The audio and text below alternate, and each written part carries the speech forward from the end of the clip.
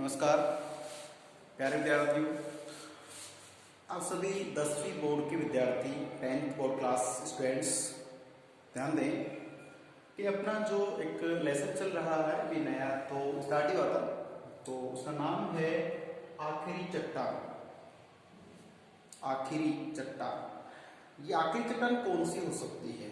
आपकी मेरी नज़र में तो हो सके हम किसी को भी मान सकते हैं, लेकिन हमारे पास यहाँ पे एक स्पेशल काल्पनिक स्पेशल अपनी कल्पना शक्ति स्पेशल अपनी यात्रा का वर्णन करने वाले विशिष्ट महान सुप्रसिद्ध लेखक है मोहन राकेश। मोहन राकेश जो हैं वो एक यात्रा का अपनी यात्रा का वर्णन कर रहे और यात्रा भी इतनी मनोहर है, इतनी शानदार उन्होंने की है, तो उस यात्रा का वर्णन देख रहे हैं। कश्मीर आपने सुना होगा, लेकिन यहाँ पे कन्याकुमारी पर चल रही है, तो कश्मीर ऊपर है, कन्याकुमारी थोड़ा नीचे, और कन्याकुमारी से भी नीचे मैंने लास्ट में बताया था कि इंदिरा पॉइंट तक हमारी जमीन है भारत की, तो वह अंडमान निकोबार द्वीप समूह है, खाड़ी प्रदेश। तो देखिए यहाँ उस क्षेत्र की चर्चा की जा रही है, तो बात कर लेते हैं कि जो लेखक मोहन राकेश है वो अपनी उस यात्रा के दौरान कहाँ कुछ क्या करते हैं। तो लेखक है वो सूर्यास्त की दिशा में, अब सूर्यास्त किधर होता है भाई आप जानते हैं, भली बात 10वीं बोर्ड के विद्यार्थी हैं, तो सूर्यास्त होता है वो पश्चिम में होता है या पूर्व में होता है, सब जानते हैं। पूर्व में हमारे सूर्य उदय होता हुआ दिखाई देता है और पश्चिम में अस्त हो जाता है। तो प्यारे विद्यार्थी देखिए कि जो पश्चिमी दिशा है वहाँ सूर्यास्त हो रहा है, तो उसी दिशा में वो चलते हैं और चल करके पीली रेत के टीले, अब रेत लगभग आप जानते हो पीले रंग की ही होती है, सुनहरे गोल्डन कलर की होती है, लेकिन एक जैसे आप अभी राजस्थान में यहाँ पे जयपुर में बैठे हैं आप सभी, और जयपुर में तो खैर क्या, लेकिन आप जानते हैं कि राजस्थान में एक जिला है जैसलमेर, और जैसलमेर में जो रेत के बहुत तगड़े तगड़े टीले हैं, जैसे अपने पहाड़ होते हैं ना, इतने तगड़े तगड़े टीले होते हैं, बहुत बड़े टीले होते हैं। और वैसे भी जो खेत खलियान जो भी है सब बालू मिट्टी का मैटर है, और बालू मिट्टी वैसे कैसी होती है, पीली, कैसी होती है, पीली रेत होती है। अब पीली रेत है और सोचो कि शाम का जो समय होता है, शाम के जैसे सर्दी के दिनों में तो 4 से लेके और शाम के 6 बजे तक दिन अस्त हो जाता है सूर्य। और एक अच्छी बात बता दो आपको मैं कि राजस्थान में सबसे पहले सूर्योदय होता है धौलपुर जिले में, ठीक है, सबसे पहले सूर्योदय होता है धौलपुर जिले में। अब आपको ये बताना है कि सबसे अंत में सूर्यास्त कहाँ होगा। अगर आप दिमाग लगा रहे हैं तो बिल्कुल सही लगा रहे हैं, सबसे पहले सूर्यास्त कहाँ होगा आप लगा सकते हैं, और सबसे पहले सूर्य उदय कहाँ होता है।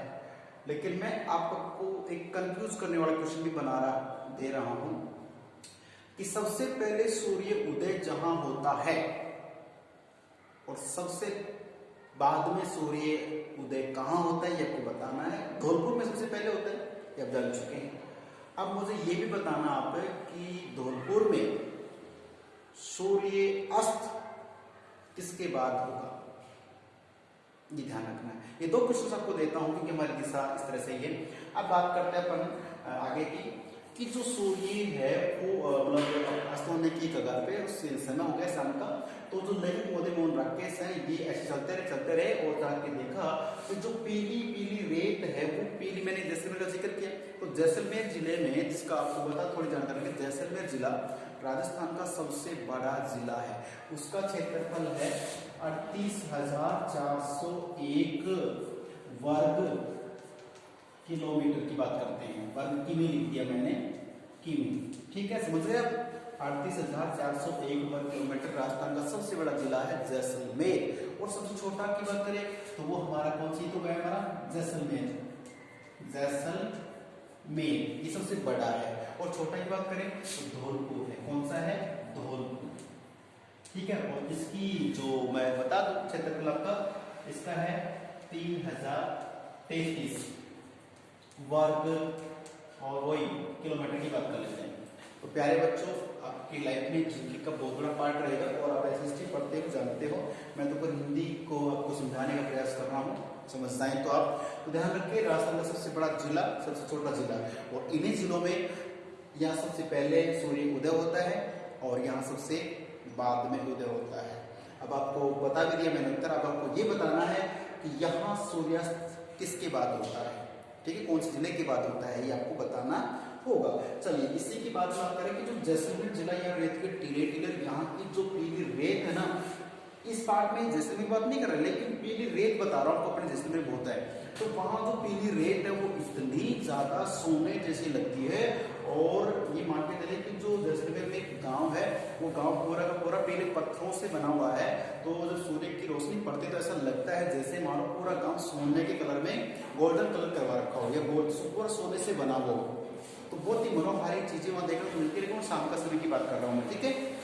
चलिए, तो ये पीली रेत के टीले हैं, तो इनपे क्या है, जो रेखक है वो रेत के टीले पर, टीले तो पहाड़ जैसा हो गया, तो टीले पर चढ़कर क्या करता है, सूर्यास्त देखना चाहता है कि सूर्य कैसे डूब रहा, धीरे धीरे कैसे डूबेगा।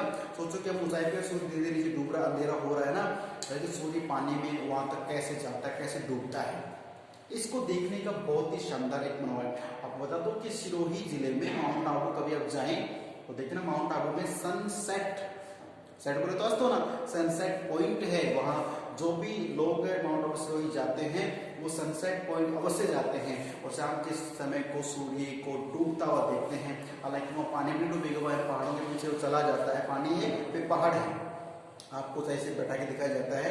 और ऐसा कहते हैं कि अगर आप यूं हाथ करेंगे तो वो डूबता सूर्य आपको अपने हाथ के बिल्कुल पास दिखाई देता है। कई प्रकार की बातें हैं वो आप जाकर महसूस कर सकते हैं।